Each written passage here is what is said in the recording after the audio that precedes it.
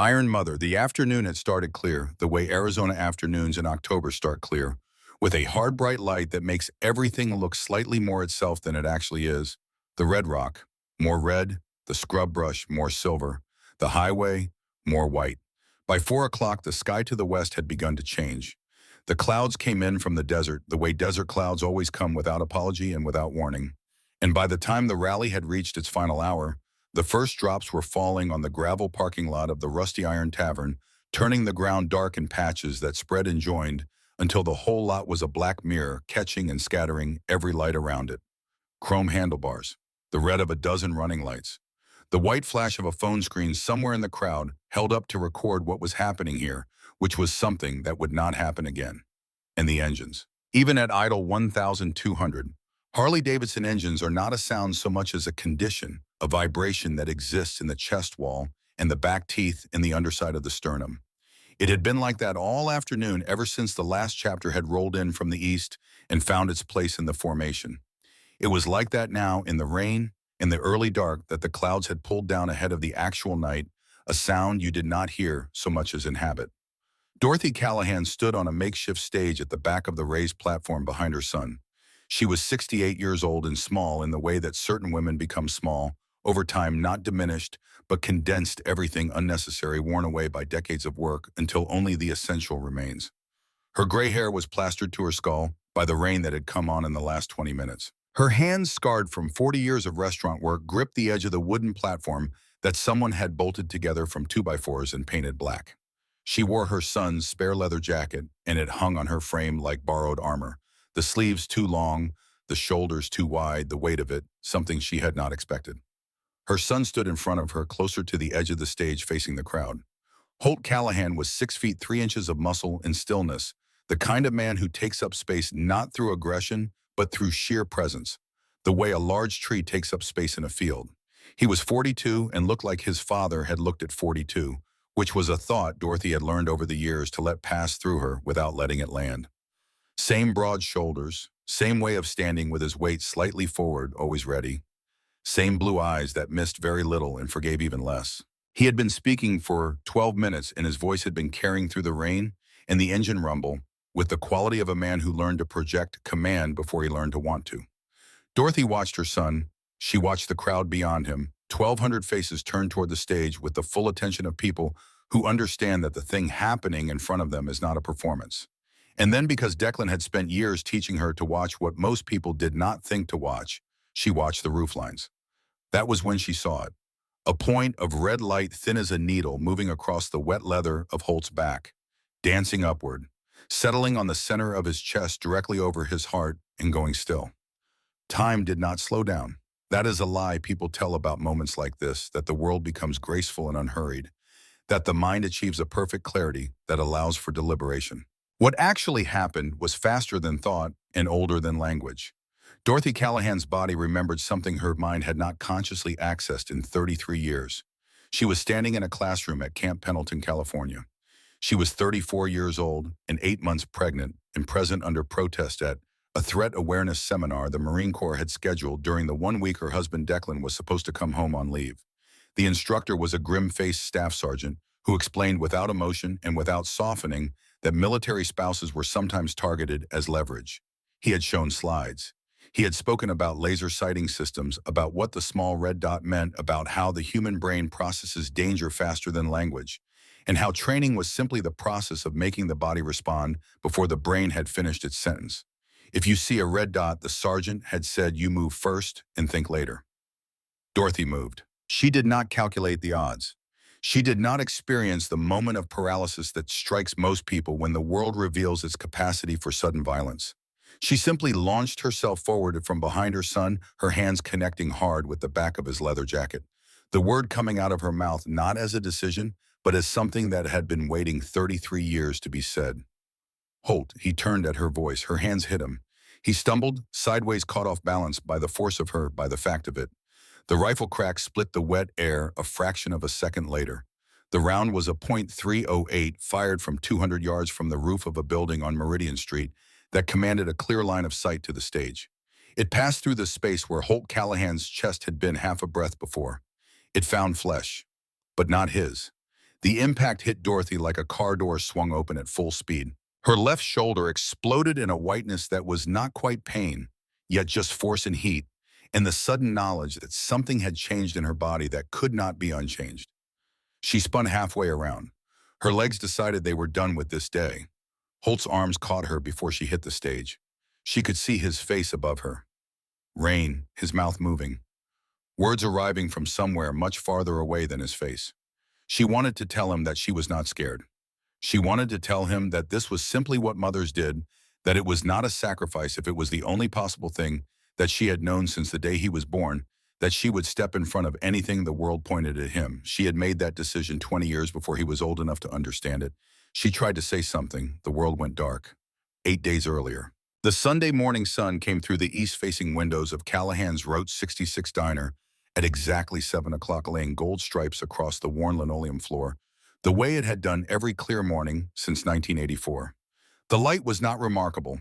It landed on the same scratch counter, the same chrome stools, the same ancient coffee urns that Declan Callahan had installed himself the summer before Holt was born, when this place was still raw wood and fresh paint, and the particular optimism of two people who have decided to build something together and have not yet discovered how hard building things actually is.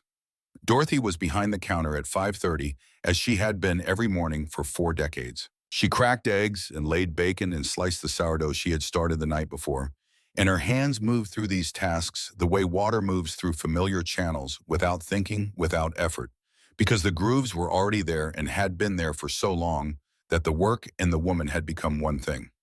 The place held 40 years of photographs. They covered every surface that was not a window or a menu board.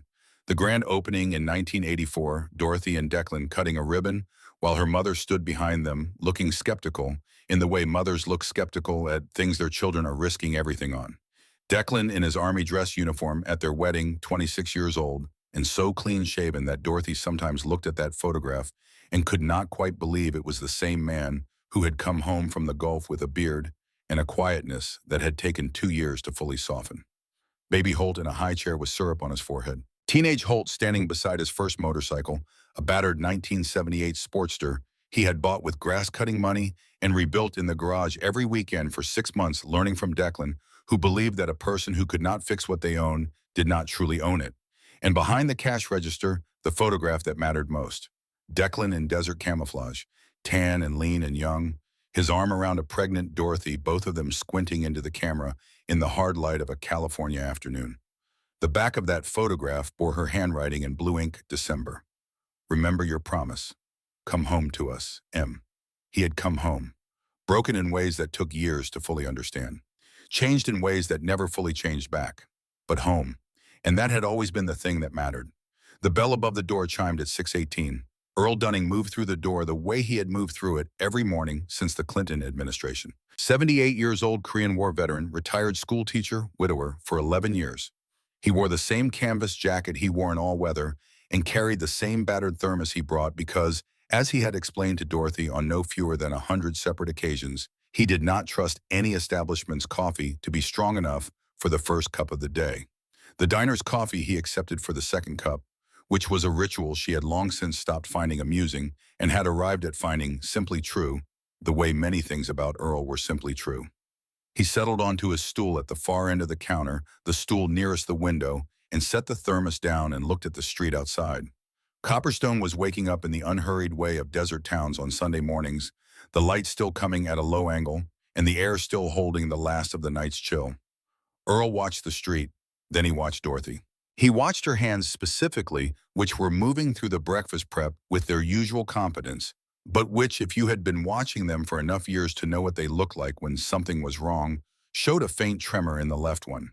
Not neurological, not age, the tremor of a person who has been holding tension for days without release. He did not say anything yet. He had learned over 78 years that the right moment to say something is rarely the first moment you know what to say. At 6:45, the bell chimed again. Holt Callahan filled the doorway the way he filled every doorway he passed through, not with aggression, but with the simple physical fact of him. He wore his iron wolves cut over a flannel shirt and the kind of practical boots that suggested he had already been working this morning despite the early hour. His hair was still damp. He glanced at Earl with the nod of a man who has known someone long enough that a nod contains more than most people's conversations, and settled onto his stool at the center of the counter, the stool that had been his since he was old enough to reach the footrest. Dorothy slid a plate in front of him without asking. 3 eggs over easy hash browns with onions bacon so crisp it would shatter if you looked at it wrong. The same breakfast she had made him since he was 5 years old.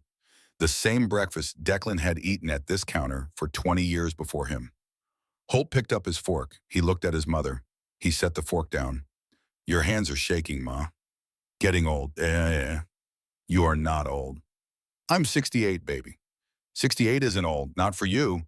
She turned away, busying herself with the coffee urn, keeping her back to him, which was a mistake she knew she was making even as she made it, because Holt had inherited his father's ability to read the shape of a person's back the same way other men read faces. What's wrong? Nothing's wrong, just tired. Don't do that. She did not answer. I'm coming by tomorrow, he said, and we're going to talk, for real. Nothing to talk about. There's always something to talk about when you won't look at me. He left a 20 on the counter for a $7 breakfast and walked out into the Sunday morning. Through the window, Dorothy watched him cross the parking lot to his bike, watched him pull on his helmet with the practiced ease of a man who has been doing it since before the law required it, watched him ride away in the direction of the clubhouse on the eastern edge of town. When the sound of his engine faded, the diner went quiet. Earl Dunning set down his thermos. How long? He said. Dorothy turned from the window. How long what? Since you started burning the mail.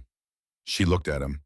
I can smell paper ash on your hands, he said, calm and without accusation, the way he said most things. Different from the grill. I've been noticing it since Thursday. Dorothy was quiet for a moment. Then she reached under the counter and brought out a manila envelope and set it on the counter in front of him. The return address read Vantage Development Group. Earl did not touch it. He read the return address, and his face did something brief and complicated, like a man confirming a suspicion he had been hoping was wrong. I've received 4 of these, Dorothy said, over the past 3 weeks. What do they say? The first made an offer on the property. Polite enough. The second was more insistent. The third was what lawyers call a strongly worded communication. She paused. The fourth said that stubborn people tend to find themselves in unfortunate circumstances. Earl looked at the envelope for a moment longer. Vantage Development Group, he said, as though testing the words for weight. You've heard of them. He did not answer immediately. He looked instead at the photograph of Declan behind the register. He looked at it for long enough that Dorothy followed his gaze, and for a moment they were both looking at the same young man in desert camouflage, squinting into a California sun 30 years gone. Not yet, Earl said finally, but I will. On Monday morning, the city inspector arrived at 11. His name was Gareth Aller, printed on a laminated badge clipped to the pocket of a short-sleeved shirt doing its best against the desert heat. He was in his mid-40s, thin-armed, with the professionally apologetic manner of a man who has been asked to do something he knows is wrong and has decided that performing reluctance is adequate moral cover for doing it anyway. He carried a clipboard, and he used it for 45 minutes to find violations that did not exist. The grease trap installed new in 2020 and certified by 3 separate inspectors was suddenly inadequate. The ventilation system upgraded to code in 2019 at a cost of $30,000 was insufficient for current regulations. The building's foundation, which had stood solid through 40 Arizona summers and the occasional earthquake tremor, had concerning structural issues requiring immediate professional assessment at the owner's expense. Earl Dunning watched the whole performance from his stool, his second cup of the diner's coffee growing cold in front of him. He had lived long enough to recognize this kind of theater. He knew its structure and its purpose and what it meant when men with clipboards arrived uninvited and found trouble where there was none. When Aller finally set the citation on the counter, Earl spoke without raising his voice. Your mother used to come in here, he said. Aller's pen stopped moving. Norma Aller sat right there on that second stool every Tuesday morning for 15 years. This woman fed her every single time, never charged full price after Norma got sick. Never once, Earl paused. What do you think she'd say if she could see what you're doing right now? The inspector's face went the color of brick. He muttered something about official procedures and regulatory requirements and the necessity of compliance windows, and was out the door before he had finished the sentence, moving with the speed of a man fleeing something he would not name. Dorothy stood holding the citation after he was gone. The fine was $15,000. The required remediation work totaled $350,000. She had 60 days to comply, or her operating license would be suspended. She set the paper on the counter and did the arithmetic.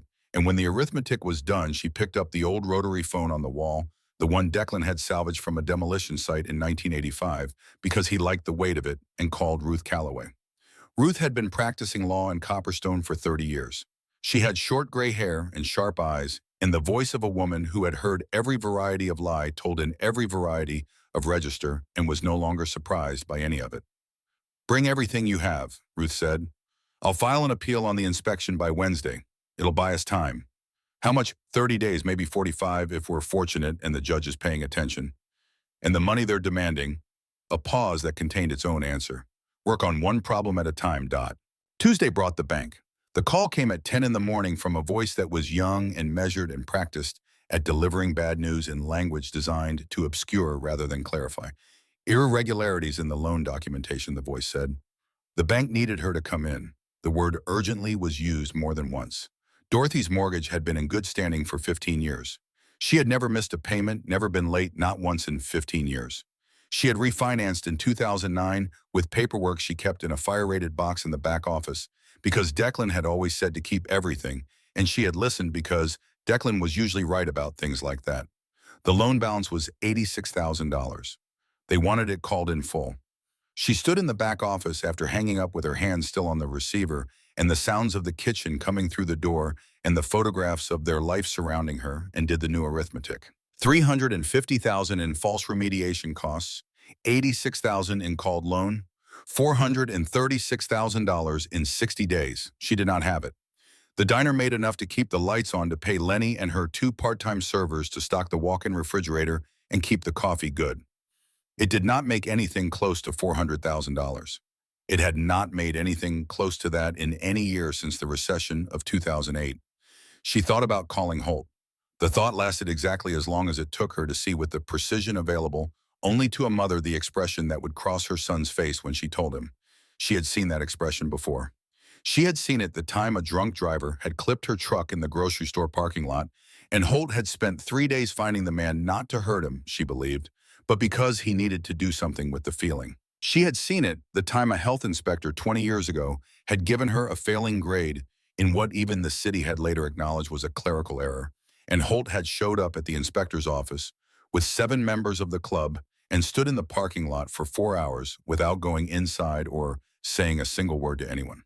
She knew what happened when people gave him reason to activate. She would find another way first.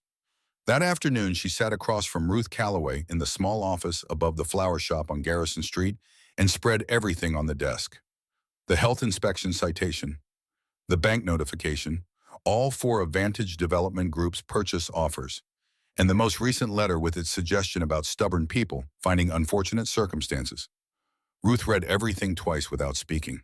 When she set down her reading glasses and looked up, her expression was the careful expression of a lawyer delivering an assessment she would rather not deliver. "This is coordinated," she said. "I know. The timing is too precise to be coincidental.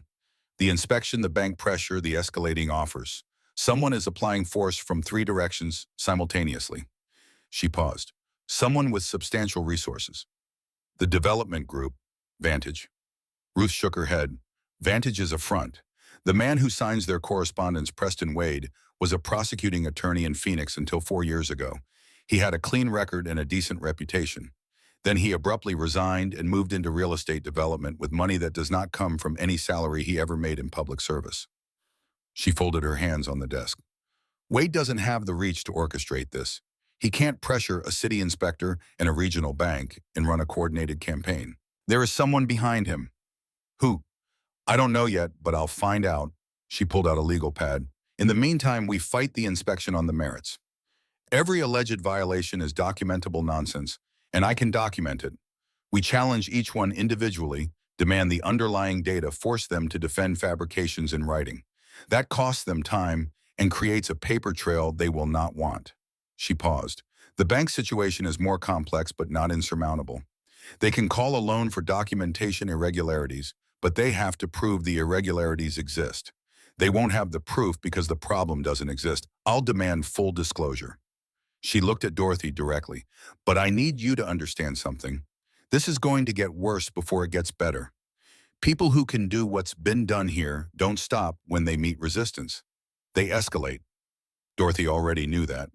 One more thing, Ruth said. If this gets dangerous, I need you to tell your son. Dorothy looked at the wall. I understand why you haven't, Ruth said carefully. I understand that you're trying to protect him. But protecting him doesn't mean protecting him from the truth. Dorothy did not answer that because she had a different understanding of what protecting her son required, one she had arrived at slowly over 42 years and could not explain in a lawyer's office over cold coffee. It was simply this: a mother's protection was not conditional. It was not something you suspended when the child turned 42. It was the bedrock. It was the whole point. She went home that night and stood in the kitchen for a long time before going to bed. And in the morning, she opened the diner at 6, the same as always. On Wednesday evening after closing, Earl Dunning came back. She heard the bell and called out that they were closed. It's Earl, he said. She let him in. He sat at the counter and she poured him a cup, and he reached into his canvas jacket and set a folded newspaper on the counter in front of her. Not today's paper. The paper was yellowed at the edges, the ink faded in the way of newsprint that has been kept in a drawer for a long time and taken out more than once to be looked at. Page 12, he said. The story was small below the fold. 4 paragraphs of local news destined to be forgotten. The headline read, Historic Family Restaurant Destroyed in Flagstaff Blaze. The photograph showed a building reduced to its foundation and 3 standing walls, the interior gutted, debris still smoking in the foreground. A family had run the place for 38 years. The fire marshal had ruled it accidental. The owner, a 67-year-old man who had built the restaurant with his own hands, had escaped with severe burns. Earl's finger rested on a detail in the 3rd paragraph. The property had been purchased 8 months after the fire by a company called Vantage Development Group. Dorothy set the newspaper down. She was aware of her own heartbeat. There's more, Earl said. He brought out 3 printed pages from his jacket pocket, folded with the care of someone who has handled them many times. Nevada 2019. A roadside diner outside Reno. 4 offers, 4 refusals. 2 months after the last refusal, a pipe burst overnight and destroyed the kitchen. The owner was underinsured. He sold at a loss. Earl pointed at a line near the bottom. Purchased by Desert Viper Development, which is owned by a holding company called Meridian Capital West, which traces back, if you follow the chain far enough, through Nevada and Delaware corporate filings to Vantage Development Group. Dorothy said nothing. New Mexico 2020, a hardware store in business since the 1940s. Same pattern. Offered, refused, subjected to code enforcement pressure, sold under duress. Same chain of ownership at the end of it. Earl laid the last page on the counter. And here, it was a photocopy of a corporate registration document from the Nevada Secretary of State. At the bottom in the column for registered agent was a name, Marcus Vane. I've known that name for 25 years, Earl said. His voice had changed. The comfortable warmth of a retired school teacher had been replaced by something older and more deliberate.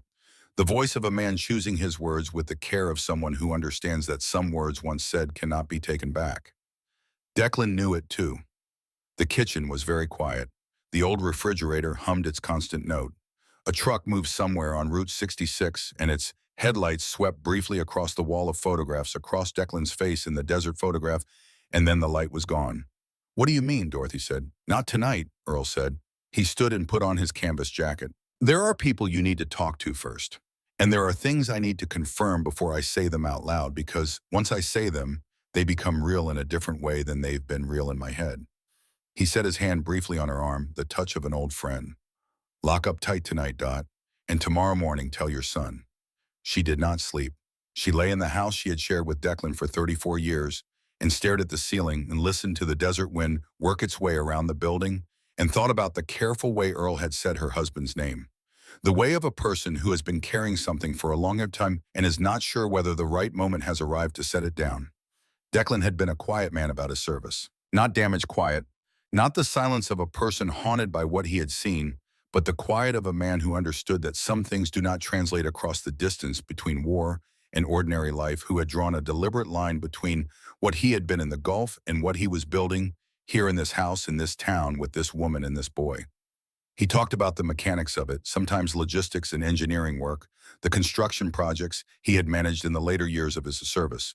He talked almost never about intelligence work, about anything that had happened outside the daylight hours of officially sanctioned operations. She had not pushed. She had understood the way military wives understand that there are territories in a person that belong to that person alone, and that love is not the right of access to everything. She got up at 3 in the morning and went to the kitchen and stood in front of the cast iron stove in the corner. Declan had salvaged it from a demolition site in 1984 and restored it himself over a winter working in the garage on the same workbench where he later taught Holt to change oil and bleed brakes and treat mechanical things with the respect you gave anything you depended on. The stove was enormous and heavy and almost never used now because Dorothy had a modern gas range for the cooking she did at home. But it had always been there. It belonged to the kitchen the way certain things belong to certain places, irreplaceable, not because they couldn't be replaced, but because replacing them would mean the room was no longer itself. It had a double-walled firebox. Declan had told her once, pressing his palms against the inner wall, that he had reinforced it for better heat retention. She had believed him because she had no reason not to. He had been the kind of man who reinforced things. She stood in the dark kitchen with her hand on the cold iron and thought about what Earl had said. 25 years. Declan knew it too. Whatever Declan had done, he had done it to protect them. She knew that the way she knew his voice, the way she knew the particular sound of his boots on the porch steps coming home. He had spent his whole life trying to maintain a safe distance between his family and things that could hurt them. He had done it as a soldier and as a husband and as a father, and then quietly and without telling her as something else she did not yet have a name for. She stood until the fear passed through her, which it did the way all things pass through when you stop trying to redirect them. And then what remained was something she recognized. The same thing she had felt when Declan deployed the first time, and she had stood on a base in California watching his plane become smaller against the sky. The same thing she had felt when the doctors said the word cancer, and then the word stage, and then the word terminal, and she had sat in the hospital parking lot for 20 minutes before going back inside to be the person her husband needed her to be. It was not courage exactly, because courage implies a choice you could refuse. This was something that came before the choice, something that simply was the way breathing was, the way her hands knew the diner's morning work without being told. She was not going to sell the diner. She was not going to let them take it. And she was not going to carry this alone any longer. In the morning, she would call Holt, but first she needed to know what she was putting in his hands. She went back to bed, and this time she slept. He came on Thursday at noon before the lunch rush ended, and he came alone, which told her he already understood this was serious. Holt Callahan did not go anywhere that mattered without at least one Iron Wolf in arm's reach, not as protection, but as a matter of how he moved through the world, the way some men always have a hand free. She told him everything. She watched his face while she told him. She watched the stillness come over him, the focused blankness that Declan had worn the same way the expression of a man who has decided that understanding comes before reacting, and that right now, understanding is what is required. She watched him read the citation and the bank letter and Wade's 4 envelopes. She watched him look at the newspaper Earl had brought and at the corporate registration with Marcus Vane's name at the bottom. When she finished, the diner was quiet around them. The afternoon light lay long and honest across the linoleum. Holt sat very still for a moment. Then he said, "How long?" 3 weeks. "And you didn't call me." "I'm calling you now." He looked at her. The stillness had not broken, but something was moving beneath it, pressure without release. "Ma." "I know," she said. "These people burned a man's restaurant. He spent 4 months in a burn unit. He lost everything. I know what they did. And you decided to handle it alone. I decided to find out what we were dealing with before I handed it to you. Because when I hand something to you, Holt, you go at it the way your father went at everything, full speed, no quarter, and I needed to know the shape of it first." She paused. "Now I know enough." He looked at the corporate document with Marcus Vane's name. He looked at it for a long time. "What do you want to do?" she asked. "Let's cipher in. He'll find everything there is to find." "All right. And then we decide what to do with what he finds." "No violence," she said. "No unnecessary violence." He said it the way people say things they are making themselves say, building a perimeter with language the way soldiers build perimeters with wire, knowing the perimeter matters most when you can see what's outside it. Information first, legal channels alongside. We find what there is, and then we figure out what we're actually dealing with. And if it's bigger than one man, he looked at the photograph of his father behind the register. The desert camouflage, the young squinting face. A man who had made promises and kept them at costs that were never fully itemized. "Then we call in help," Holt said, "however much help it takes." That night, 14 men sat around the scarred wooden table in the basement of the Iron Wolves clubhouse on the eastern edge of Copperstone. Former Marines and Army veterans, mechanics with permanently stained hands. A contractor with sun-worn skin and the patience of someone who builds things for a living and understands that everything worth building takes longer than you expect. Cypher at the far end, with his lean, focused stillness, the specific patience of a man who finds in networks and data what others find in conversation. Men who had found in the structure of the club something they had not been able to find anywhere else, a code that meant something, a set of obligations that were honored because they had been freely chosen. Holt stood at the head of the table and told them about his mother. He told them what she had been carrying alone for 3 weeks. He told them about the inspection and the bank and the escalating purchase offers and the letter about stubborn people finding unfortunate circumstances. He told them what Cypher had already begun to surface in the 6 hours since he had been given access to the public corporate records, the outlines of a shell company's structure pointing somewhere deliberate and distant and dangerous. He told them about Marcus Vane. He told them about the restaurant in Flagstaff. The room went quiet in the way rooms go quiet when the people in them understand that what is being described requires something of them. She doesn't want this to go wrong, Holt said. She doesn't want anyone in a cell because of her. So we do this right, information first. Cypher goes deep.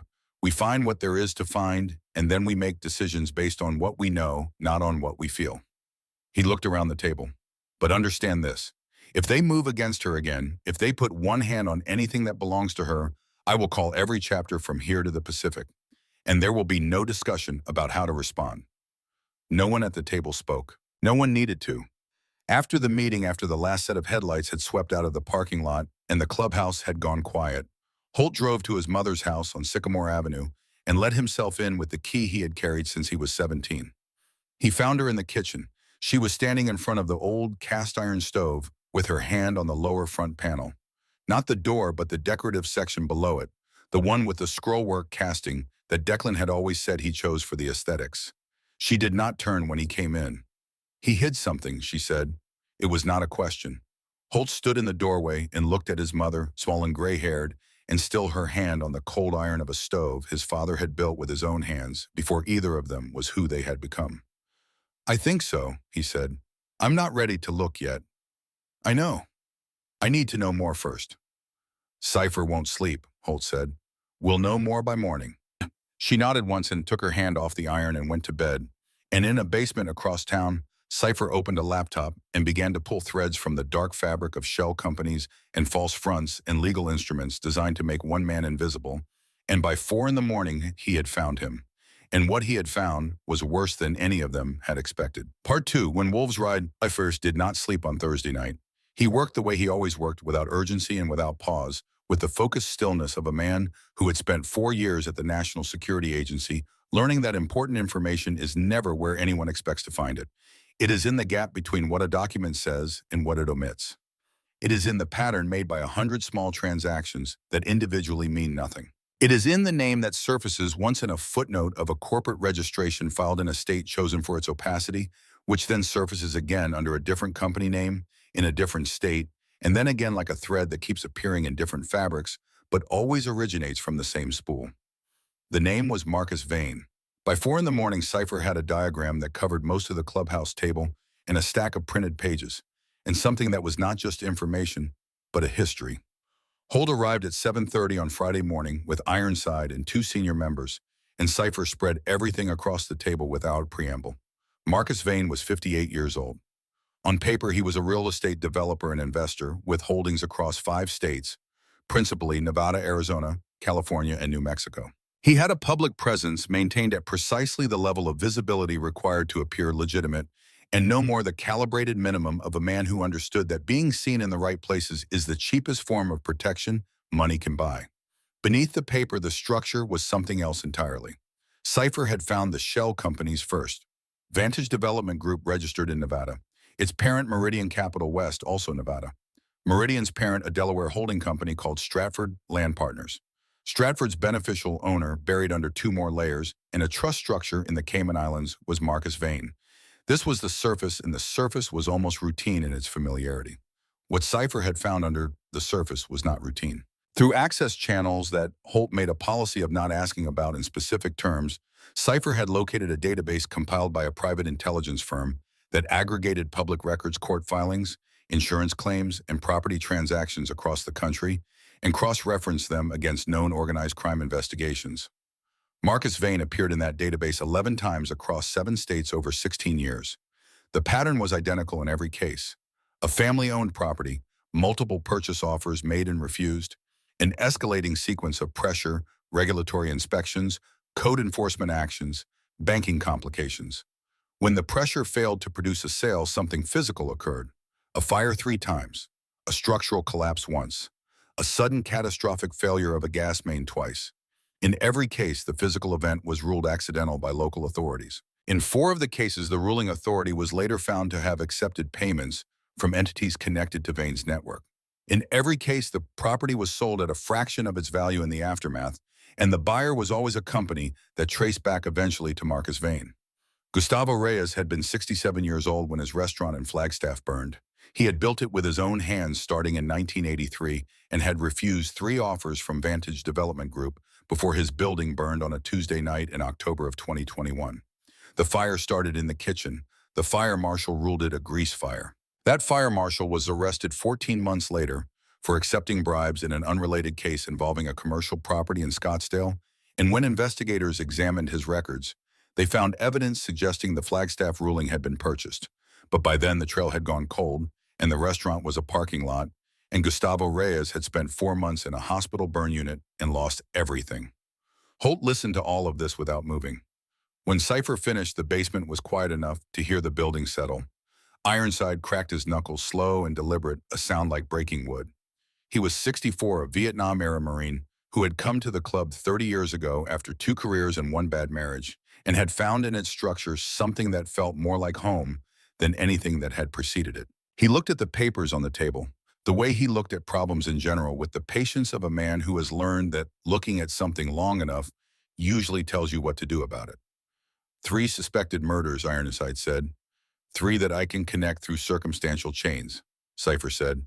Nothing prosecutable. The FBI has been aware of Vane for several years based on what I can access in public records. No charges have ever been filed. Holt was still looking at the diagram. Copperstone, he said. Why Copperstone? Why Ma's Diner specifically? What is it about that piece of ground that's worth all of this? Cypher was quiet for a moment. That, he said, is the question I haven't answered yet. Holt straightened from the table. He looked at the photographs his father had hung on the clubhouse wall 30 years ago, and that had stayed because no one had thought to take them down, photographs of rides and rallies and men who had been here and were not anymore. He thought about what Earl Dunning had said in the diner 2 evenings ago. 25 years. Declan knew it too. Keep pulling, he said. There's something else in there, something that connects this to my father. Agent Brennan Harlow was waiting in the parking lot that afternoon, leaning against a dark government sedan, with his arms folded and his face arranged in the expression of a man who has been waiting in parking lots for long enough that the waiting no longer registers as an imposition. He was 52, gray at the temples, with the weathered face of someone whose career had taken him through too many rooms where people lied to him over too many years. He was wearing a jacket slightly too warm for the temperature, which was how Holt knew he was carrying. Harlow showed his credentials without being asked. FBI Phoenix Field Office. Holt looked at the credentials and at the man and at Ironside, who had come out of the clubhouse behind him and positioned himself at a distance that was not accidental. What do you want? Holt said. A conversation about Marcus Vane. They walked to the far corner of the lot, and Harlow spoke with the directness of a man who has decided that the diplomatic approach is not going to be productive with this particular person. The FBI had been investigating Marcus Vane for 14 months. The investigation was at a critical stage. Vane had demonstrated repeatedly and systematically an ability to anticipate law enforcement actions and neutralize them through legal obstruction, evidence concealment, and what Harlow called the corruption of process, which was a formal way of saying that Vane had people inside enough institutions to know when trouble was coming before it arrived. The case was being built carefully from the outside in. Holt's involvement, Harlow said, was a complication. My mother is being targeted by a man you've been watching for over a year, Holt said, with methods he's used on at least 6 other families. That is not a complication. That is a failure. Harlow absorbed this without argument, which Holt noted. I understand your position, Harlow said. What I'm asking you to understand is that if you move against Vane in ways his lawyers can use, if your club creates a situation that can be framed as biker violence, it gives him a narrative. It shifts the story from organized crime targeting a small business owner to motorcycle gang intimidation. He will spend every resource he has to make that narrative the one that survives in the public record. So your advice is to wait. My advice is to be strategic. Holt looked at the sky at the afternoon coming in flat and clear across the desert. There's something else, Harlow said. He said it the way people say things they have been deciding whether to say, and the tone of it brought Holt's attention fully back to the man's face. We had an informant inside Vane's network, Harlow said. 6 months ago, that person died in an automobile accident on County Road 147 miles outside Copperstone. Single vehicle. Driver error according to the Copperstone Sheriff's Department, which closed the case in 48 hours. Holt was very still. We have reason to believe Vane has at least one individual inside local law enforcement here, Harlow said. We have not been able to identify who, because any investigation we run through local channels gets back to Vane before we finish running it. He paused. I'm telling you this because you need to understand that the sheriff's office is not a resource you can use. If you make any report, file any complaint, request any intervention from local law enforcement, assume it reaches Vane within 24 hours. The parking lot held the particular silence of a conversation that has reached its center. Holt said, he's had someone in that department watching my mother. Possibly. We don't know the scope of the arrangement. For how long? We don't know that either. Holt looked at the clubhouse at the building his father had helped construct decades ago, at the Iron Wolves banner above the door. All right, he said, we keep it legal. We keep it visible. But I'm not pulling back from Copperstone. Not until she's safe and Vane is in federal custody. And if he makes a move against her, I will not be asking your permission to respond. Harlow looked at him for a moment. Then he handed over a card with a direct number. Call me first, Harlow said, before you do anything that can't be undone. Friday evening, Dorothy opened the stove.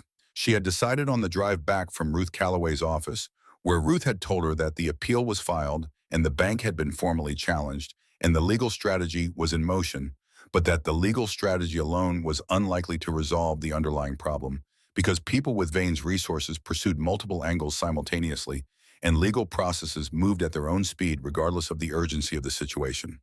On the drive home, passing the places she had passed every day for 40 years, Dorothy had understood that she could not keep the stove closed any longer. Whatever Declan had placed there, he had placed it for a reason. And the reason was probably standing between her and the thing trying to take everything. Cypher came at 7. Holt came with him. They came through the back. The kitchen was warm. Dorothy had made coffee and set out cups with the automatic hospitality she deployed in every situation, the product of 40 years running a place where people came when they needed something and left having been given something, even if they had only come for eggs. The stove stood in its corner. Cypher had brought tools. He set them on the kitchen table with the neatness of a man who had thought ahead about what would be needed. A magnetic pickup tool, a set of thin pry bars, a flashlight with an adjustable beam. He looked at the stove for a moment, reading its construction, running his eyes along the seams and joints, the way a reader runs eyes along a page looking for where the meaning departs from the expected. He found it in 3 minutes. The lower front panel did not attach the way the upper sections did. The fasteners were real, but they were false load-bearing, decorative rather than structural. The actual mechanism was a quarter-turn catch on the left interior wall of the firebox, accessible through the firebox door with the hand turned sideways. Cypher reached in. The front panel came forward. Behind it, in a void that Declan had built into the restoration and sealed from the heat of any fire by a 1/4 inch of ceramic insulation board, was a steel document box approximately the size of a shoebox. It was sealed with a combination lock. The steel had the quality of something made to last, not commercially bought, but custom fabricated by a man who wanted to be certain it would hold against time and heat and whatever else the years might send. Dorothy stood in the doorway and looked at the box in Cypher's hands. She knew the combination. She knew it the way you know certain things about a person who was yours for 36 years, not through information, but through the accumulated weight of understanding everything about them, except the things they chose to keep. She knew it was Holt's birthday. She could not have said how she knew. She simply knew. She said the numbers. Cypher turned the dial. The lock opened. Inside the box there was a USB drive in a sealed plastic sleeve, the kind designed for waterproofing, and 3 composition notebooks, the black and white kind that Declan had always favored, each filled from cover to cover in his handwriting. The handwriting was small and precise and uniform in the way of a man who had been trained to write clearly under conditions where clarity was a matter of everything. Holt lifted the first notebook with the care of a man handling something that might change what he knew about his own life. Dorothy stepped forward and took it from his hands. She stood at the kitchen table and opened to the first page. The date was March 1998. The first line read, "What follows is a record of what I know and how I know it in the event that something happens to me, and the people I spoke to are not enough." It took 3 hours to go through the notebooks. Cypher worked the USB drive in parallel on his laptop, his face in the cold screen light processing rather than reserving reaction for after he understood what he had. The story in the notebooks was not complicated. It was terrible in the way that certain things are terrible when a person has looked at them clearly and written them down clearly, and the clarity is what makes them terrible rather than any obscurity. In 1997 and 1998, Declan Callahan had been doing restoration work on a series of commercial properties in Phoenix, contracted through a development firm he had trusted based on referrals from a former Army contact. Over 8 months, he had observed things. Financial transactions conducted in cash in amounts and patterns inconsistent with legitimate construction contracts. Meetings at the properties attended by people whose names he recognized from his service, from the context of activities that were not construction and were not legal. He had recognized what he was looking at. He had spent 4 months deciding what to do about it. In February 1999, he had contacted the FBI field office in Phoenix. He had provided documents, transaction records, schedules, names. A year later, one man was arrested and ultimately convicted on federal charges related to the financial crimes Declan had documented. Several others were not charged because the documentation did not extend to them or because they had been warned in time. One of those names, written in Declan's precise hand and circled once in red ink, was Marcus Vane. Beside it, Declan had written, "He knows a source provided evidence. He does not know who. Maintain silence. Do not change behavior. Do not sell. This property is not for sale. He wants it because of what happened here, because of the documentation that links these transactions to him. While I hold this ground, the evidence has a home, and then in a different pen, a different date 5 years later. If I am gone, before this is resolved, the notebooks and the drive go to whoever needs them most. If that person is Holt, God, help whoever is on the other side of him." Dorothy closed the notebook. The kitchen was quiet in a way that kitchens rarely are, a quality of quiet that comes when something has shifted in the room and the air has not yet caught up. Holt had not moved from the table for 20 minutes. He was sitting with his hands flat on the surface in front of him and his eyes on the middle distance, doing the thing his father had done when he was working out something important, going still and inward, in a way that looked like absence but was the most concentrated attention he had. Cypher said quietly, "The drive has everything the notebooks have and more. Financial records, transaction, documentation, digital copies of physical documents he photographed. It is, if it's authentic, and I believe it is sufficient to substantially advance a federal prosecution." Dorothy said, "He kept this here for 25 years. Neither of them answered because there was nothing to add to that. She looked at the photograph of Declan she kept on the kitchen windowsill, the small one taken on a Sunday morning in this kitchen, Declan in a flannel shirt with a cup of coffee in his hand, looking at the camera with the slight smile of a man who is happy and knows it. She had taken that photograph the summer before Holt turned 8 on a morning so ordinary, she had almost forgotten it before she got the film developed. She had never understood why it was her favorite until right now.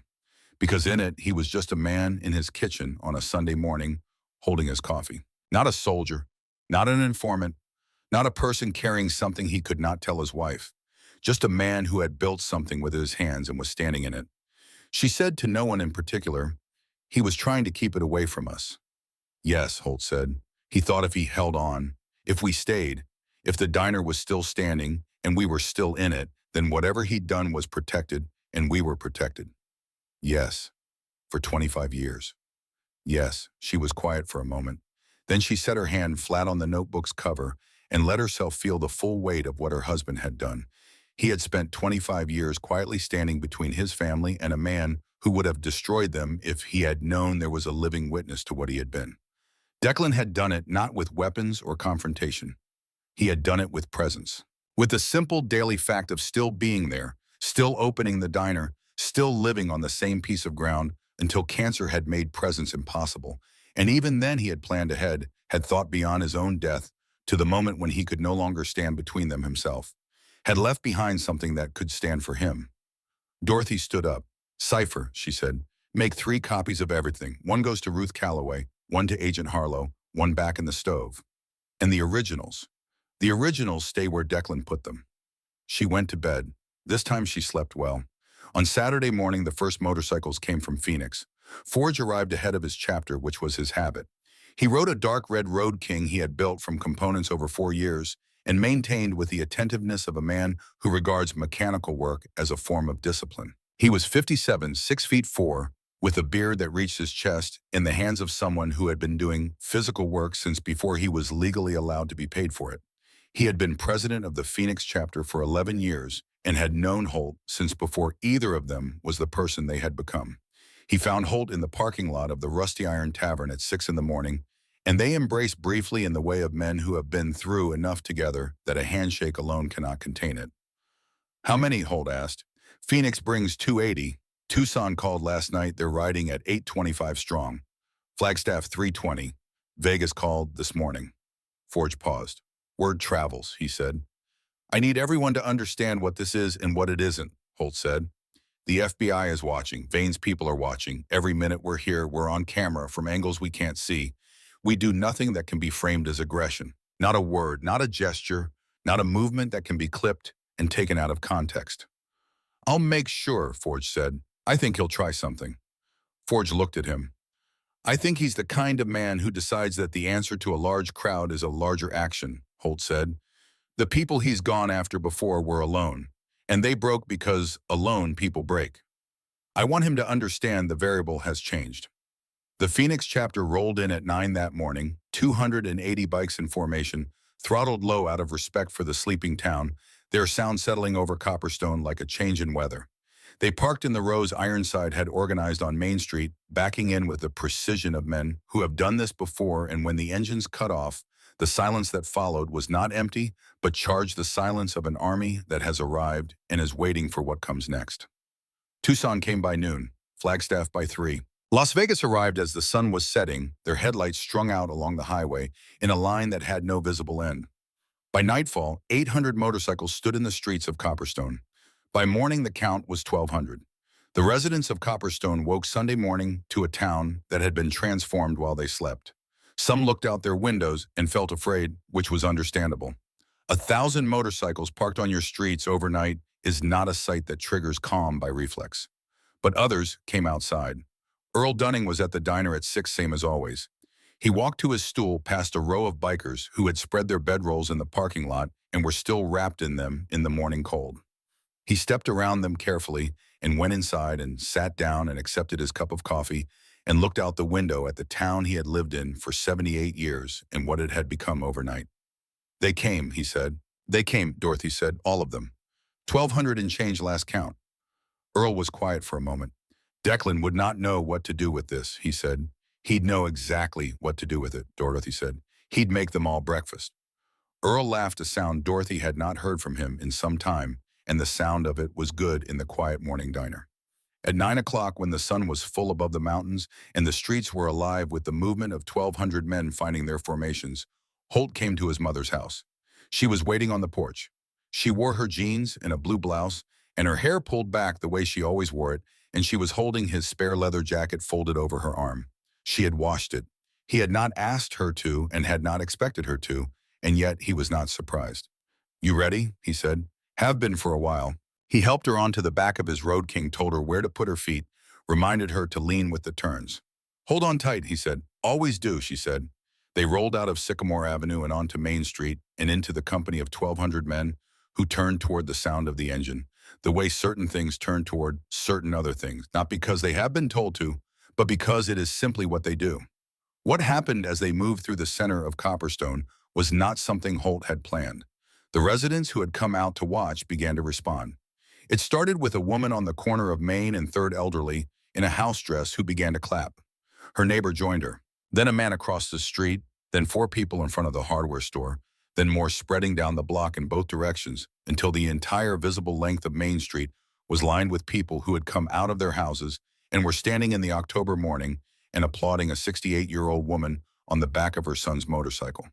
Holt kept his eyes on the road and his hands on the bars and rode the length of Main Street at walking pace, and behind him on the back of the bike, he felt his mother's arms tighten around him.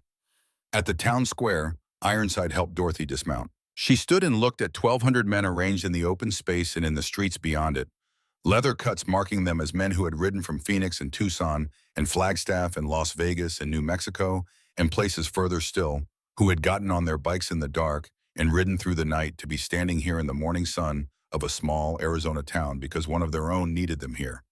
Forge stepped forward. He was a mountain of a man, but he removed his sunglasses when he approached her, which changed his face entirely, made him look his age and more. His eyes were wet in the direct way of a man who does not apologize for what he feels. "Mrs. Callahan," he said. "Dot," she said. "3 years ago my son died," he said. His voice was rough but controlled, the voice of someone who has said a hard thing enough times to say it without fully breaking. "Overdose. He was 23. I got on my bike that night and rode without knowing where I was going. Your diner was the only light on anywhere when I came through Copperstone at 2 in the morning. You made me coffee. You sat across from me and listened to me talk about my boy for 2 hours.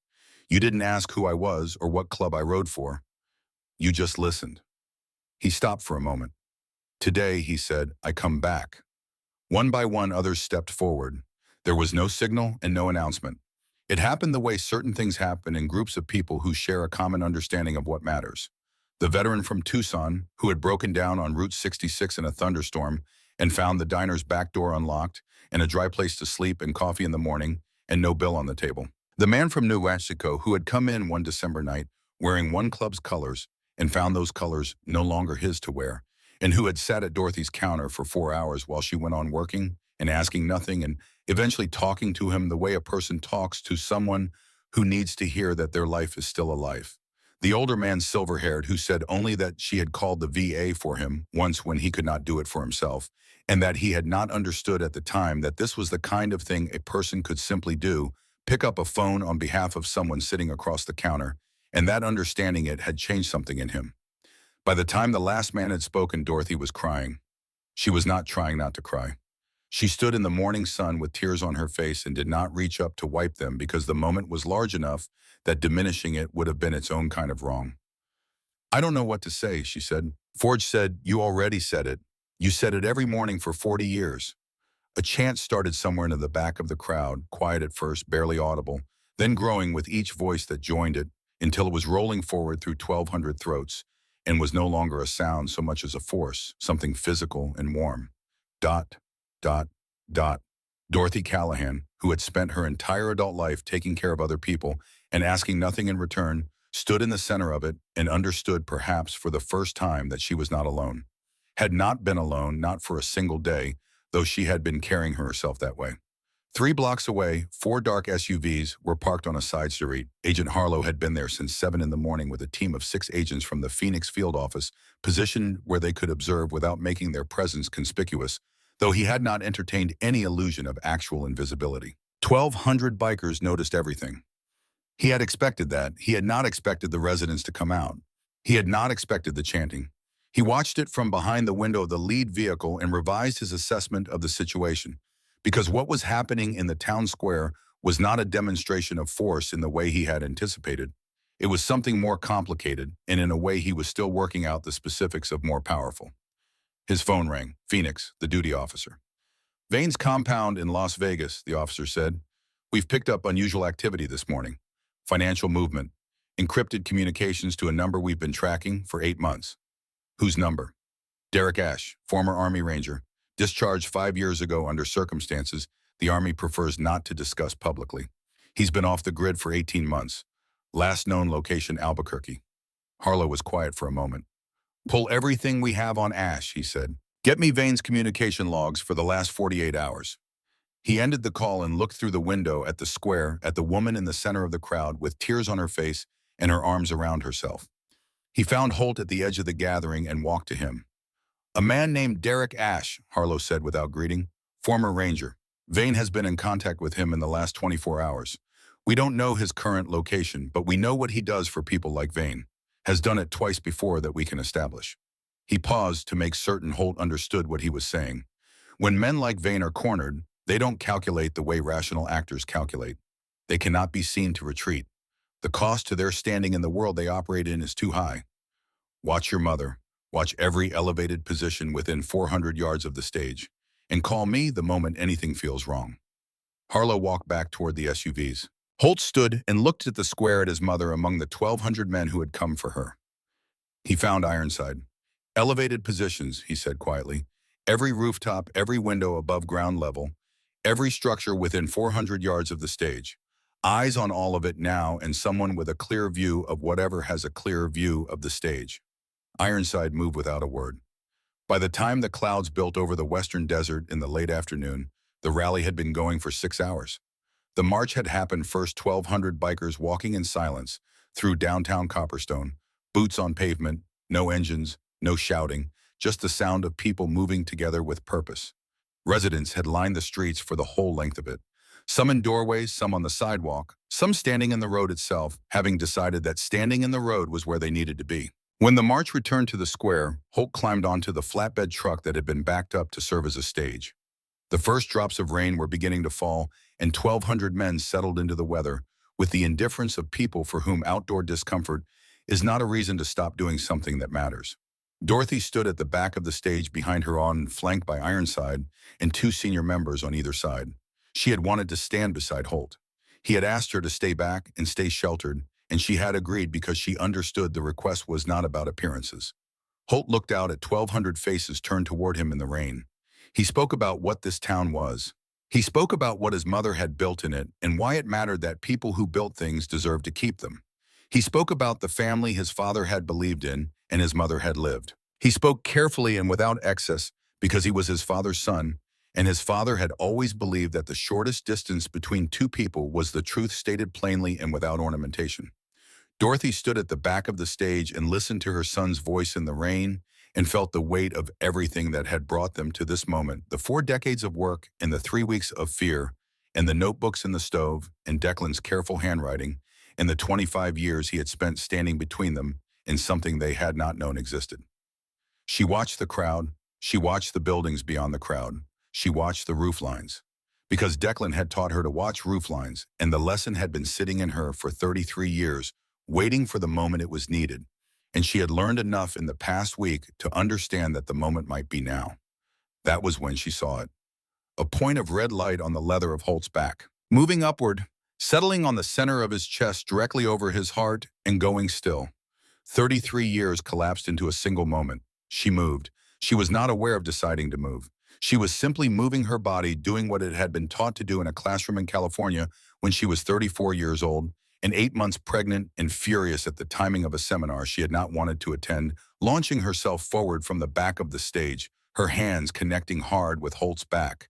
The word leaving her mouth with the force of everything she had ever felt for him, the whole 42 years of it compressed into a single syllable. Holt. He turned at her voice. Her hands hit him. He stumbled sideways. The shot came without warning the way the rain had come. The round passed through the space where Holt Callahan's chest had been, half a breath before, and found Dorothy instead high on the left shoulder, and the impact spun her halfway around and her legs were done, and she was falling. Holt's arms caught her before she reached the stage. In the eruption of noise and movement that followed as 1,200 men responded to the shot with the speed of their training, Derek Ash, 200 yards away, on the roof of a building on Meridian Street, took 3 rounds from former military men in the crowd who had identified his position before the echo of the first shot had finished crossing the square. He did not get up from the roof, but Dorothy did not see any of that. She was looking at her son's face above her rein and something else on his cheeks, his mouth moving, his hands pressed against her shoulder, trying to stop what was coming out of her. She managed one thing. "You okay?" she said. Her voice was already far away. Then the ambulance was there, and hands that knew what to do, and Holt was being pulled back by Ironside, who was saying something she could not hear, and the stretcher was there, and the sky above her was the color of rain and fading. The ambulance screamed away. Holt knelt on the stage of the flatbed truck in the middle of 1,200 men and looked at his hands. The blood on them was already darkening in the rain. Around him, Copperstone was absolutely still. Every engine silent, every voice gone. 1,200 men standing in the rain, and the quiet of a moment that had changed everything, not moving, not leaving, because the job was not finished, and the woman who had made coffee and listened and called the VA and left no bill on the table was in an ambulance somewhere ahead of them, and they were not going home. Not yet. Not until this was finished. Part 3. The Iron Never Breaks, the waiting room at St. Augustine Regional Hospital smelled like disinfectant and recycled air, in the stale quality of a space that never fully empties, where one set of anxious people replaces another in an endless rotation that the fluorescent lights above witness without acknowledgement. Holt Callahan sat in a chair too small for him and did not move. He had washed his hands in the men's room down the hall. He had washed them carefully the way his father had taught him to wash his hands after engine work, getting into the creases, not stopping until the water ran clear. The blood was gone from his skin. He could still feel it. Ironside sat beside him, not speaking, not offering anything, simply present, which was the right thing, and both of them understood it. The clock on the wall said 3:14 in the afternoon. Dorothy had been in surgery for 1 hour and 40 minutes. Outside the hospital, in the parking lot, in the street beyond it, in the block beyond that, 50 Iron Wolves maintained a vigil that had organized itself without instruction. They stood in the afternoon air in their leather cuts and did not speak much and did not leave. In the town square 4 blocks away, 1,100 more men sat or stood or leaned against their bikes and held the ground they had come to hold. Copperstone moved around them the way water moves around the stones, adjusting its course without removing them. The national media had arrived by 2 o'clock. 3 satellite trucks parked on the far side of Main Street. Reporters standing in front of cameras with the distant buildings as backdrop, speaking into microphones about what had happened here. Forge had spoken to them.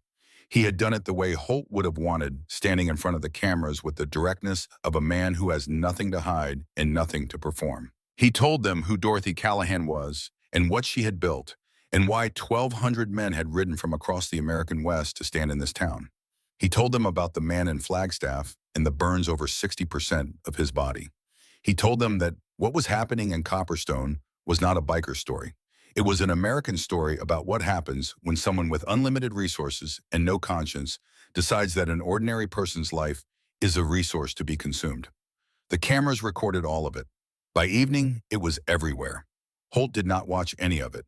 He sat in his inadequate chair and looked at the doors through which his mother had disappeared and counted his breathing the way his father had taught him to count it years ago on a difficult night when Holt was 17 and the world had shown him one of its harder edges. When everything else is out of your control, Declan had said, your breath is still yours. Count it.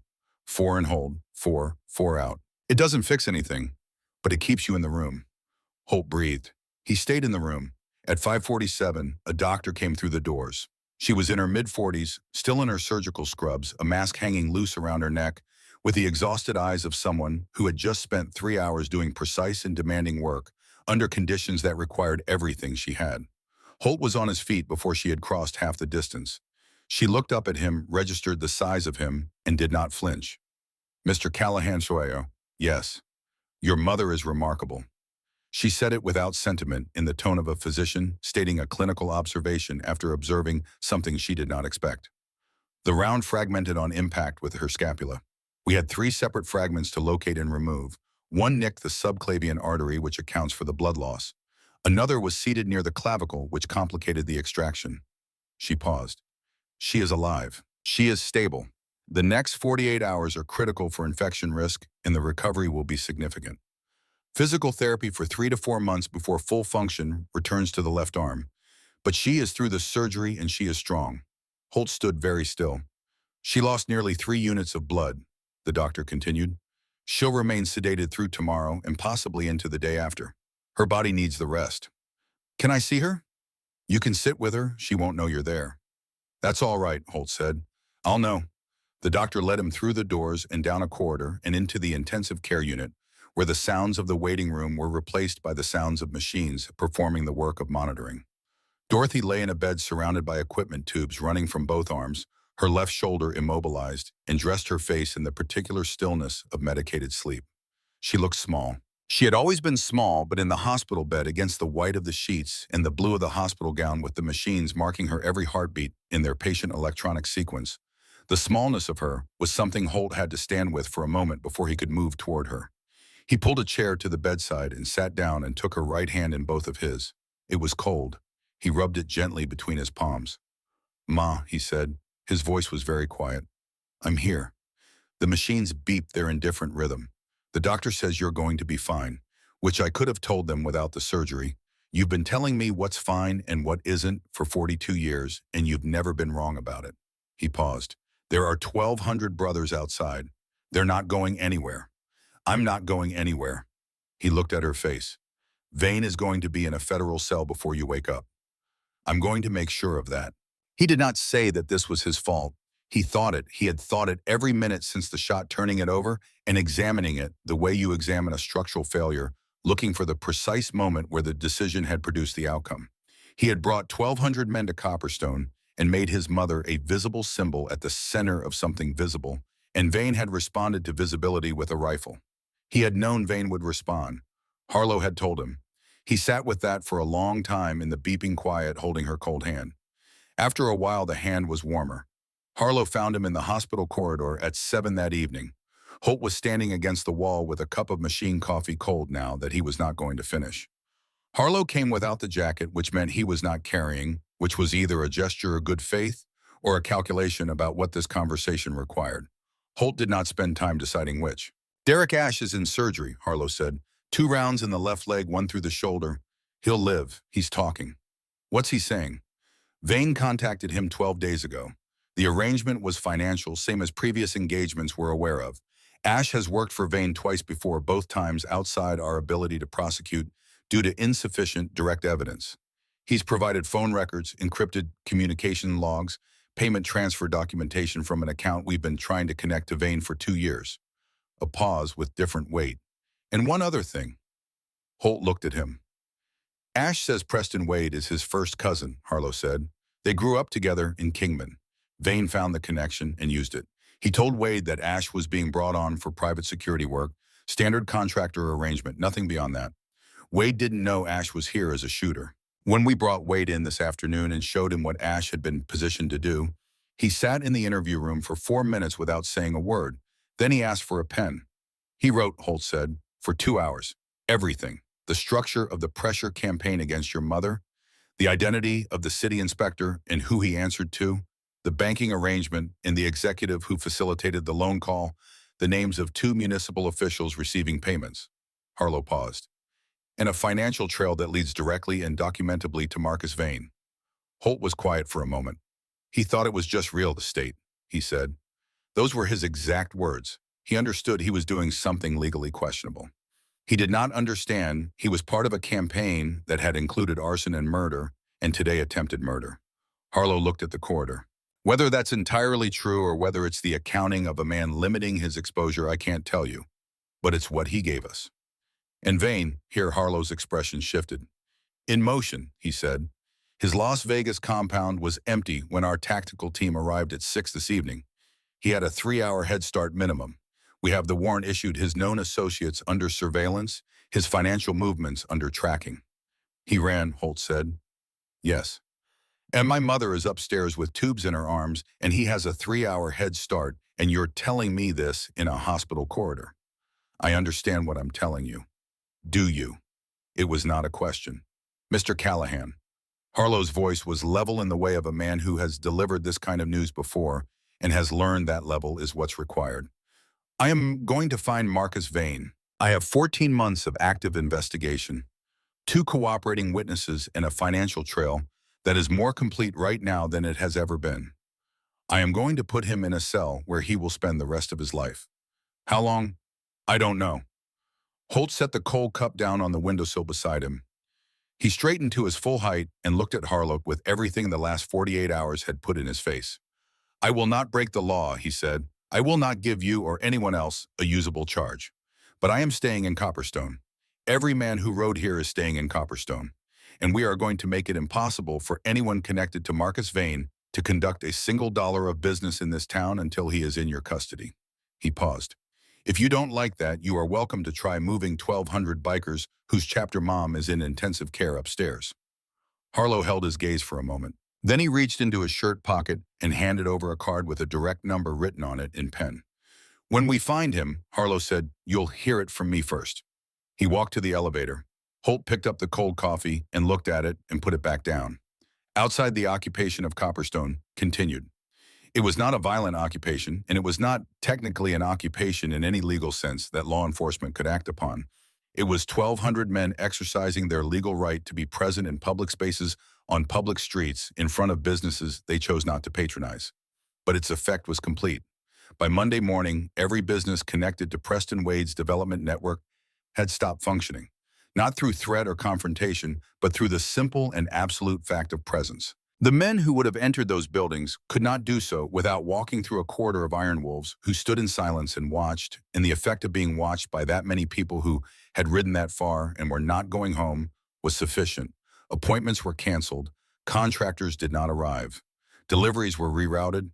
Ironside had organized the logistics with the efficiency of a man who had spent 20 years thinking about how to control terrain. 200 men in rotating shifts maintained presence in the town square. Another 300 deployed in pairs along the perimeter of every weight-adjacent property. The remaining 700 rested in shifts in a field on the eastern edge of town that a farmer named Douglas Pratt had opened to them driving out Sunday evening to tell Ironside they were welcome to it for as long as they needed because he had been eating at Callahan's diner for 22 years, and it seemed like the least he could do. That had been the first indication that Copperstone was going to move in a direction Holt had not fully anticipated. By Tuesday morning, residents were coming to the square. Earl Dunning arrived first with his folding chair and his thermos, in the self-possession of a man who has decided where he stands and is not open to further discussion. He set up his chair among the bikers and accepted a cup of coffee from a man named Goose from Albuquerque and sat there as though he had been planning to sit there all along. By noon, 20 residents had joined him. By Tuesday evening, 60. They brought food and folding tables and coffee urns and water coolers because the desert heat in the afternoon was not theoretical and 1,200 people needed to drink. A retired teacher from the elementary school set up 3 chairs in a row, sat in one, and told a reporter who materialized from somewhere that Dorothy Callahan had fed this town for 40 years, and bringing sandwiches was the least they could do. The clip was on national television by 6 that evening. By Wednesday morning, 3 city council members had resigned simultaneously in letters citing personal reasons and offering nothing further. Ruth Calloway called Holt at 4 that afternoon to tell him the resignations were connected to the FBI investigation, that Harlow's team had served document preservation orders on the city's finance department that morning, and that the particular council members who had resigned were precisely those she had suspected of facilitating the regulatory pressure against Dorothy. The inspection citations are functionally dead, Ruth said. The officials who generated them are under federal scrutiny and will not be defending them. The bank has already withdrawn the loan call documentation. The mortgage is back in its original standing. Legally, Holt said, yes, the legal threat is resolved. The human threat is a different matter. We're working on it, he said, and ended the call and went to find Cypher. Cypher was in the back of a converted camper van that had become, over the past 3 days, a mobile command center of a kind. He was in front of 4 monitors, eating a gas station sandwich, without looking at it, his attention entirely on the screens. There were protocols in the club around certain kinds of work, the same way there are protocols around certain kinds of knowledge. You take what you need and you leave the rest. But they were past protocols now. Where is he? Holt said. Cypher looked up from the screens. He looked at Holt for a moment with the evaluating expression of a man deciding whether the right moment has arrived to say the thing he has been waiting to say. I should tell you something, Cypher said. Tell me. 12 days ago, when you first gave me the Vane file, I built something into the monitoring work, beyond the financial tracing we discussed. He paused. I found a series of cryptocurrency wallets Vane had been using for operational payments, the kind that don't go through conventional banking. I accessed those wallets and installed a passive tracking protocol. Every time a transaction is initiated from any of those wallets, it generates a location signature. Holt was quiet for a moment. You've been tracking his transactions since day 5, he said. Yes. While Harlow's team was running their own investigation. Yes. And you didn't tell me. I told you when it mattered. Cypher turned back to the screens. It matters now. Vane initiated a transaction 40 minutes ago from a wallet he's kept dormant for 8 months. The transaction went to a logistics company in Hermosillo that I've seen before in connection with private aviation. He tapped a screen. The location signature puts the device within 12 miles of the border crossing at Lukeville. Holt looked at the screen. Lukeville, the Arizona border. 4 hours south. He took out his phone and called Harlow. The agent picked up on the second ring. Lukeville, Holt said. He's trying to cross at Lukeville. There's a wallet transaction 40 minutes old that ties him to a logistics company in Hermosillo with private aviation connections. Cypher has the documentation. A silence on the line that contained a great deal. How long has your man been tracking this? Harlow said. 12 days. Another silence. Get me the documentation, Harlow said. Cypher is sending it now. Callahan. Yes, a pause. How did he get into those wallets? Holt looked at Cypher, who was already typing sending files, his face neutral and focused. Carefully, Holt said. He ended the call. Cypher looked up from the keyboard. It's sent, he said. Holt stood in the converted van and looked at the screens and at the work of 12 days that had run silently alongside everything else. The legal challenges and the rally, and the 1,200 men in the streets, and the shot that had changed everything. Cypher had been building this from the day the file was opened in parallel, and without announcement, in the specific way of a man who understands that evidence is only useful when it exists before you need it. Declan would have liked you, Holt said. Cypher was quiet for a moment. He did the same thing, Cypher said. Different tools, same instinct. Document everything. Build from the outside. Make sure that when the moment comes, the evidence is already there.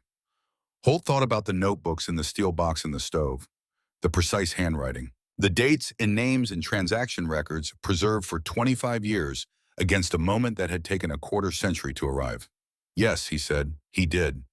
Marcus Vane was arrested at the Lukeville port of entry at 11:43 that night.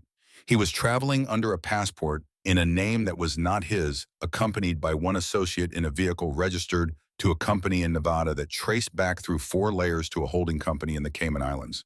In the trunk, he carried documentation for a property in Guatemala and $400,000 in currency from 3 different countries, the provisions of a man who had planned his exit with care and had not planned far enough. He did not resist arrest. The men who arrested him were U.S. Border Patrol agents acting on a federal warrant transmitted by the FBI Phoenix field office 40 minutes before his arrival at the crossing based on financial documentation and location data provided to Agent Harlow at 9 that evening. Harlow called Holt at 12:15 in the morning. Holt was in the hospital chair beside his mother's bed, her hand in his when the phone rang. He stepped into the corridor. "We have him," Harlow said. Holt stood in the fluorescent quiet of the hospital corridor and let himself hear those words. In custody. Federal holding. Transported to Phoenix in the morning for processing. The charges are substantial. Conspiracy to commit murder. Attempted murder. Money laundering, extortion. RICO. Between what Ash has given us, what Wade has given us, and the financial documentation your man provided, we have a case that will survive any defense team he can afford. Wade gets a deal. Cooperation agreement. Reduced charges. He won't go free, but he won't serve anything close to what Vane will serve. Holt was quiet for a moment. Callahan, Harlow said, what your man found in those wallets, the documentation he built over 12 days.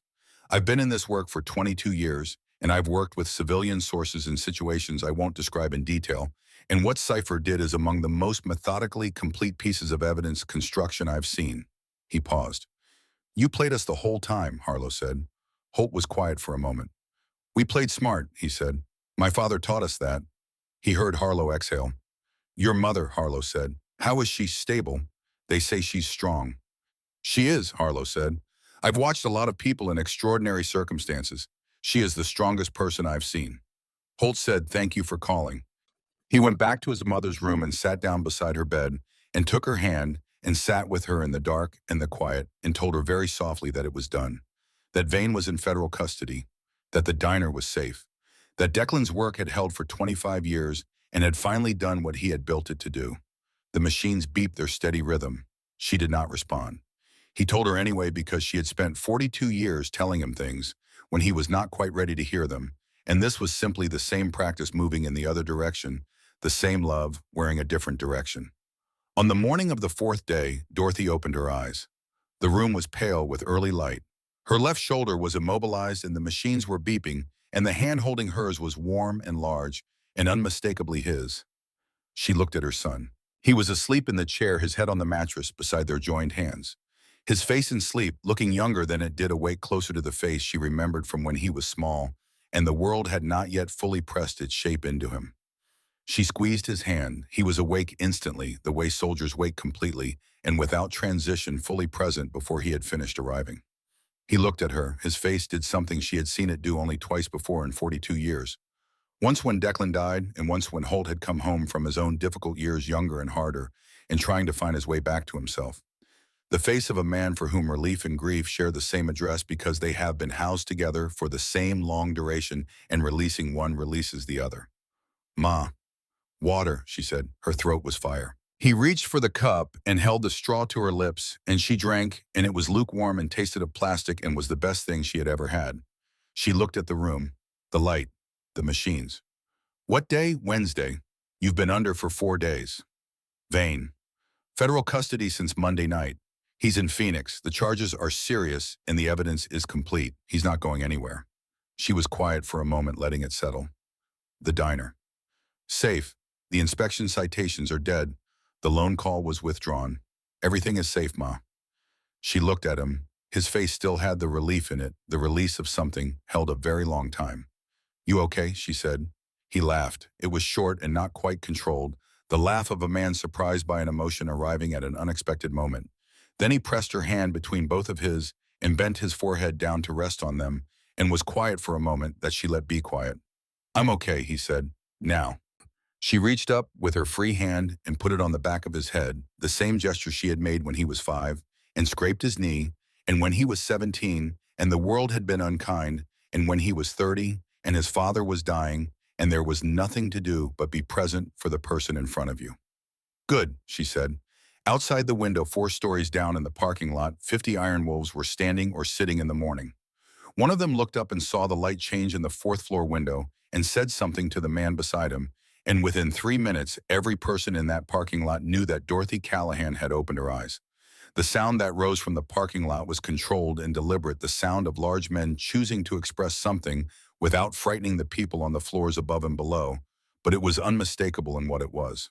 Holt heard it from the room. He looked at his mother. 1,200 brothers, he said. They've been here every day. She looked at the window for a long moment. Then she said, help me sit up. I want to see. The weeks that followed had a different quality than the weeks before.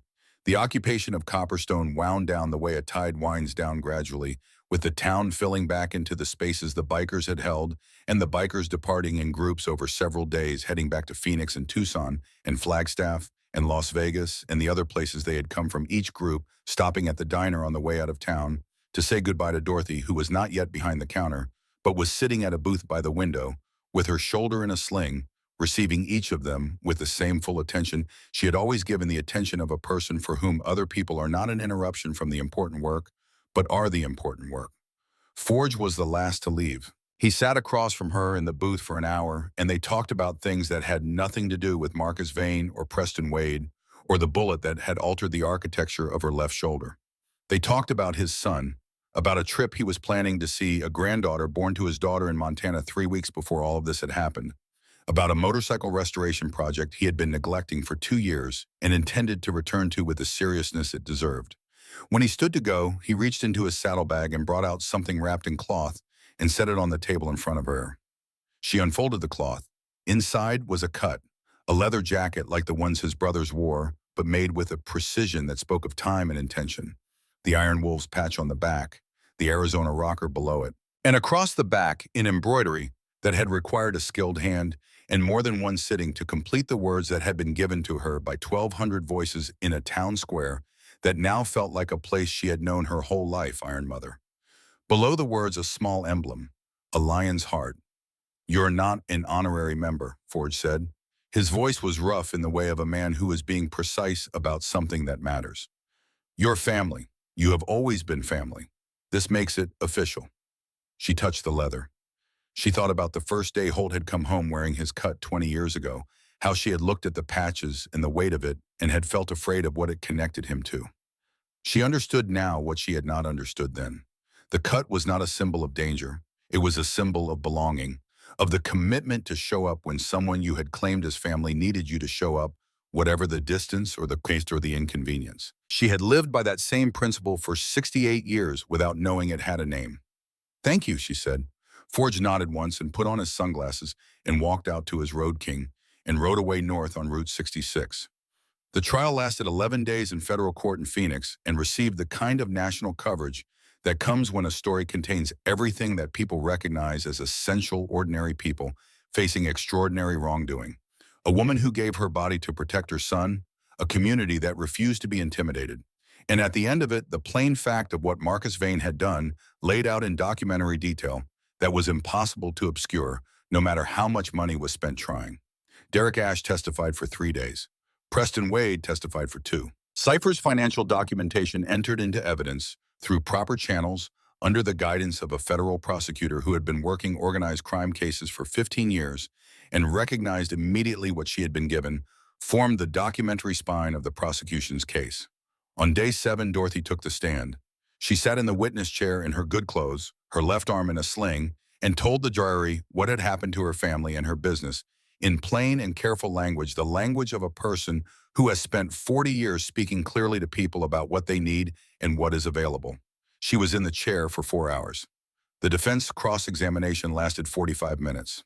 The defense attorney was skilled and well-prepared. He spent those 45 minutes attempting to establish that Dorothy had been confused about the sequence of events, or had misunderstood the nature of the pressure she had received, or had been influenced in her perceptions by her son's involvement with the Iron Wolves.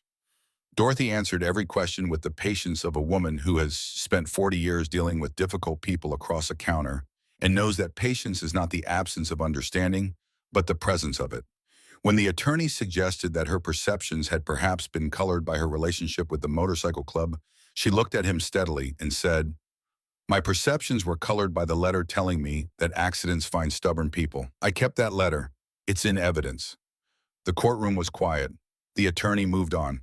Holt sat in the front row for all 11 days. He wore clean clothes and kept his hands still in his lap and his face still, and said nothing that was not asked of him. On the day the verdict was read, he was in the same seat, and when the jury foreman said guilty on the first count, and then guilty again 47 times in sequence, he did not move. The judge sentenced Marcus Vane to life in federal prison without the possibility of parole. When the sentence was read, Vane turned in his chair and looked at Holt. Holt looked back at him. He did not speak. He did not gesture. He held the man's gaze for 3 seconds with the stillness of a person who has nothing left to prove, and then he reached into his jacket pocket and closed his hand around the USB drive he had been carrying there since the night they had taken it from the steel box in the stove. He let Vane see him do it, let him understand what he was looking at. Then Holt stood and walked out of the courtroom into the Phoenix afternoon. 4 months after the shooting, Callahan's Route 66 diner reopened. The Iron Wolves had raised the money for renovations in 3 weeks through chapter contributions and a public fund that had grown on the back of the national coverage to a size that initially struck Dorothy as impossible and then settled into something she understood she would need to be gracious about, which she was. The kitchen was rebuilt to professional standard. The counter was refinished, the original length preserved, because changing the length would have meant the counter was no longer itself. The seating was expanded to accommodate the reality that the diner had become something more than a local breakfast spot.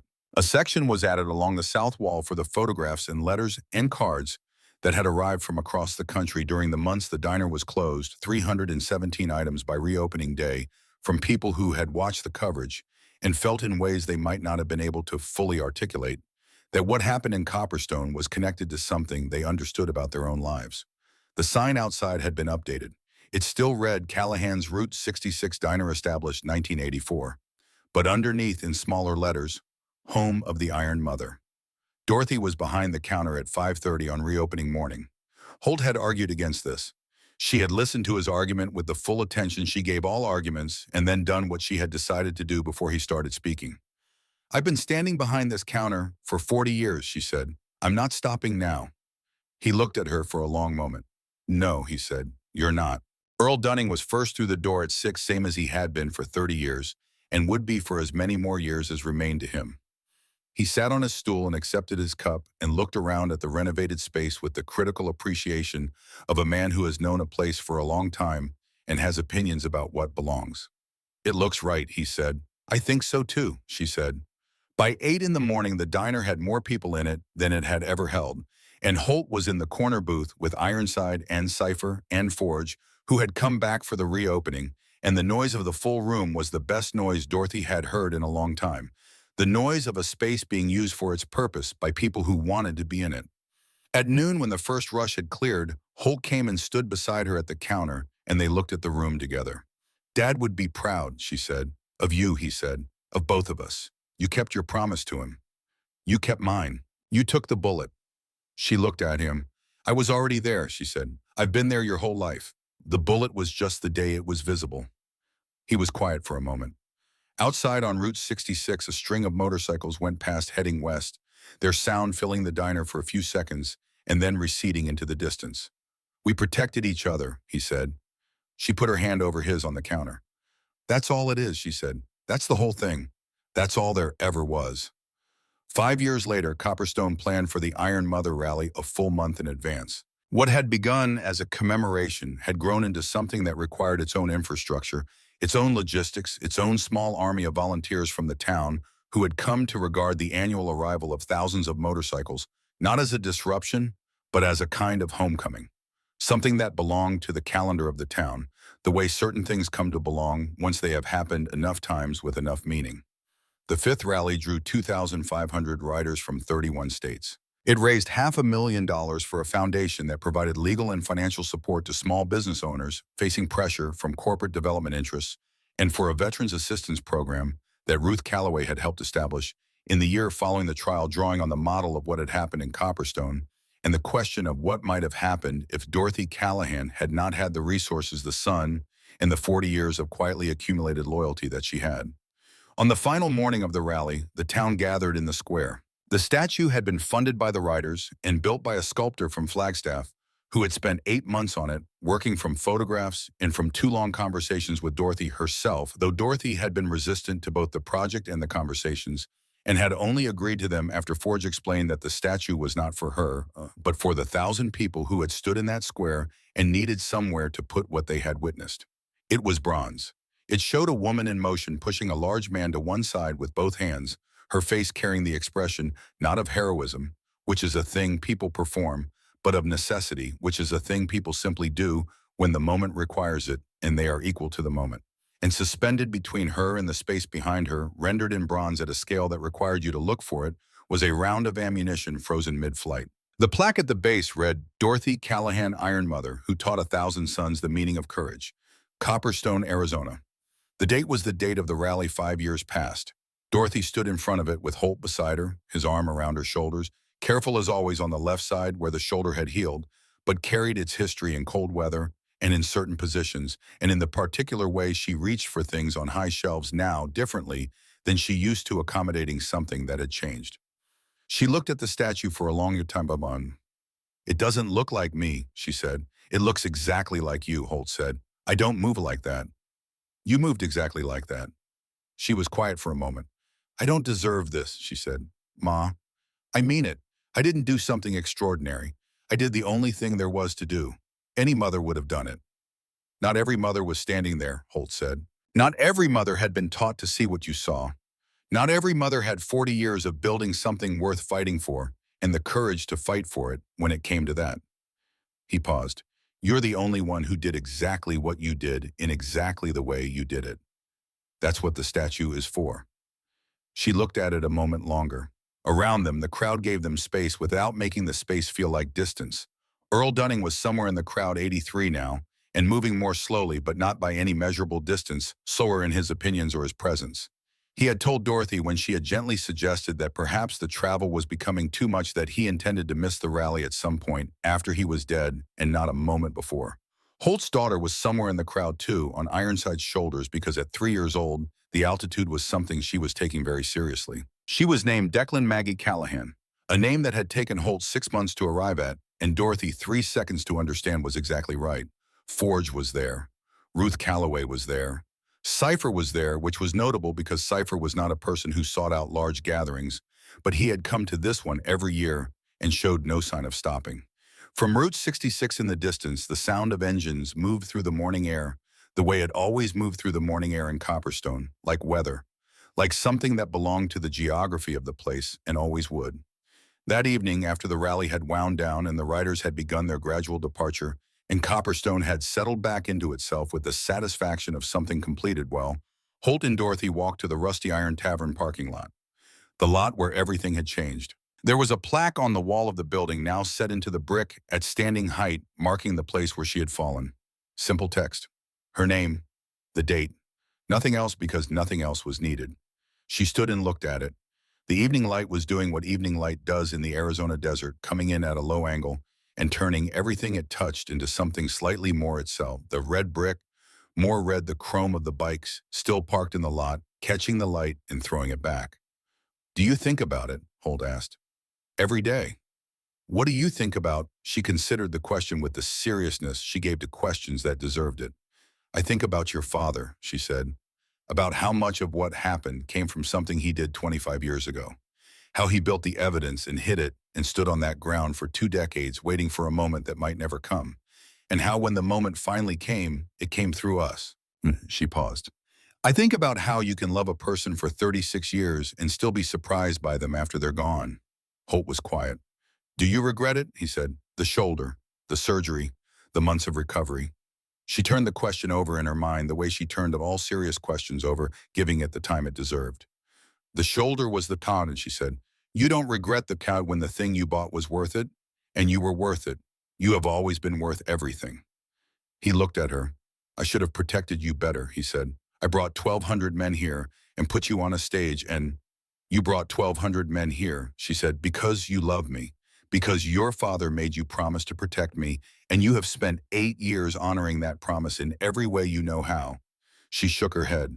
What happened on that stage happened because Marcus Vane ordered it, not because you did anything wrong. He was quiet. Holt. He looked at her. Your father's last words to you were to protect me, she said. You did. You have. And I hope you understand that protecting me does not mean preventing everything that could happen to me. It means being there when things happen, standing beside me, not letting me carry it alone. She paused. That's what you did. That's what all of them did. That's the whole of what protection is. He let out a long breath, the kind of breath that contains more than air. Do you ever regret it? He asked again, differently this time, it meaning something slightly different. She understood what he was asking. She looked at the plaque on the wall, at the text of it, her name, the date of the day she had moved without thinking, and her body had done what Declan had prepared it to do. Your father taught me to see the dot, she said. He spent 30 years teaching me to pay attention to what was easy to miss, to watch the roof lines, to recognize what a red light moving on a person's chest meant and what to do about it. Those lessons sat in me for 33 years waiting for the moment they were needed. And when the moment came, my body remembered every one of them. She looked at her son. I don't regret that he taught me. I don't regret that I learned. And I don't regret that when the moment came, I was equal to it. She paused. Everything else was just being your mother. It's the only thing I've ever known how to do completely. Holt put his arm around her shoulders, careful as always on the left side, and they stood together in the parking lot of the Rusty Iron Tavern as the last of the evening light moved across the desert, and the sky above them went the deep orange that belongs to this part of the world, and nowhere else that Dorothy had watched come and go over Copperstone for 68 years, and that still every single evening without exception was something worth seeing. From Route 66 heading west, in the last of the light, the sound of engines. Not 1,200 tonight. Just a few riders heading home, the sound of them moving through the town, and then beyond it fading the way all sounds fade, growing smaller, with distance becoming part of the larger quiet of the desert at evening, until it was gone entirely, and the stars were beginning to appear over the Superstition Mountains in their uncountable numbers, cold and clear and permanent. Dorothy stood in the parking lot with her son's arm around her and listened until the last engine was gone. Then she turned and walked back toward the diner, toward the lights still on in the windows, and the photographs covering the walls, and the cast iron stove in the corner, where Declan had kept his faith in them for 25 years, and where it had held, and where it had been enough. She had a diner to open in the morning. She had always had a diner to open in the morning, and she would have one tomorrow, and the morning after that, for as many mornings as remained to her. That was the whole of it. It had always been enough. It would always be enough. She went home.